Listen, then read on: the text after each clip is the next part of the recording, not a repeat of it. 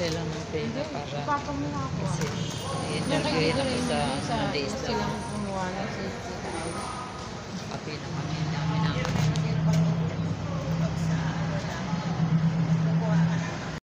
naghihintay lang ng interview. Buti na lang na ako po dito po nila. Study po yung kailangan ko. Pa-file nila yun. Apo.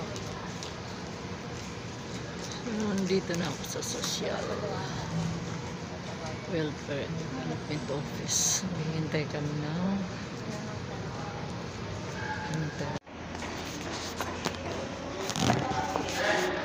so, ayan guys, galing na ako doon sa DSWD.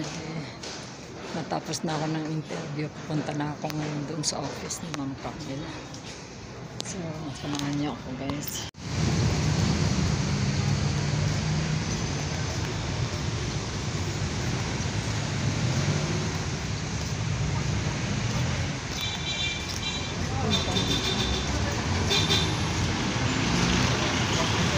Ang tagal namin hinintay yung pagproseso ng lakad namin sa doon sa DSWD.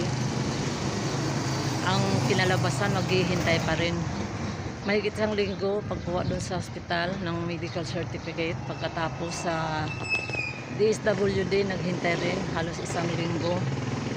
Tapos nung pinunta na namin doon sa wala rin dahil kailangan pa na maghintay na naman ng panibago. By March pa daw, wala pang kasiguraduhan. Kaya naiinip na ako. So wala na akong ibang choice kundi maghanap naman ako ng kaya hindi basta-basta talaga kung manghihingi ka ng tulong sa gobyerno natin na hindi naman na kaagad tayo natutugunan.